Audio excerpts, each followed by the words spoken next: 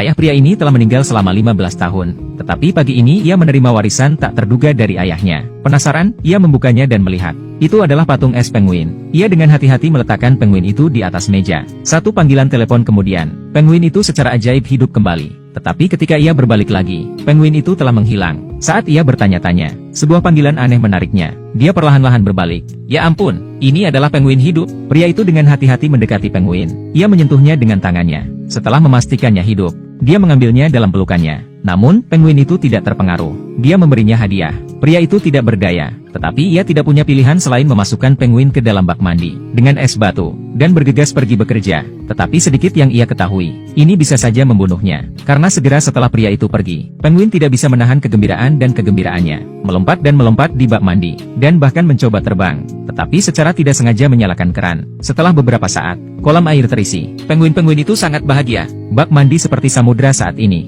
Dia berenang di dalamnya. Di malam hari, Mike si pria pulang dari kerja. Ia hendak pergi ke toilet untuk memeriksa penguin itu. Dan ketika ia membuka pintu, berkat tangan Mike yang cepat, dia tidak tersapu oleh air. Tetapi hal itu hampir membunuhnya. Tetapi kemudian penguin itu memberinya hadiah lain. Mike tidak tahan lagi. Ia memutuskan untuk mengusir penguin itu. Ketika ia menghubungi banyak organisasi, dan tidak ada satupun dari mereka yang bisa mengambil penguin itu. Tidak ada yang bisa ia lakukan. Mike tidak punya pilihan selain melawan penguin sampai akhir yang pahit. Dan begitulah adanya. Mike dan penguin saling menatap satu sama lain. Malam telah berakhir. Keesokan paginya,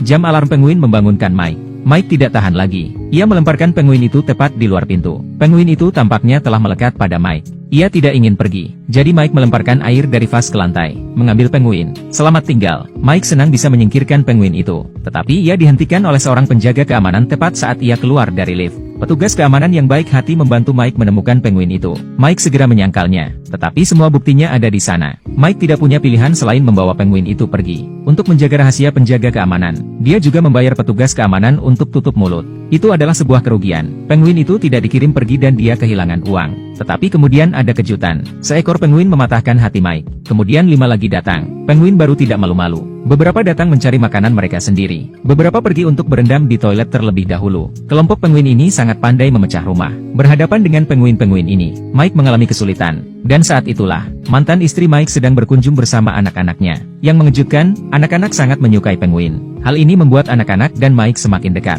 Sementara Mike menikmati momen kebahagiaan yang langka. Bel pintu berbunyi lagi. Kali ini adalah petugas pengawas hewan. Dia mengatakan kepada Mike bahwa dia bisa membawa penguin-penguin itu pergi. Tapi itu adalah kesempatan langka ketika Mike begitu bahagia dengan keluarganya. Ia tidak tega merusaknya. Jadi, ia meminta staf untuk kembali di lain hari. Putranya mendengar percakapan mereka. Ia membuat ayahnya bersumpah bahwa ia tidak akan pernah memberikan penguin-penguin itu. Mike harus setuju. Meskipun Mike tidak menyukai ruangan penguin. Tetapi kabar baiknya adalah, anak-anak secara sukarela datang kembali besok. Hal ini tentu saja membuat Mike, yang biasanya hanya melihat anak-anaknya setiap setengah bulan sekali, merasa senang. Tetapi bagaimana bergaul dengan 6 penguin? Itu adalah tugas yang sulit bagi Mike.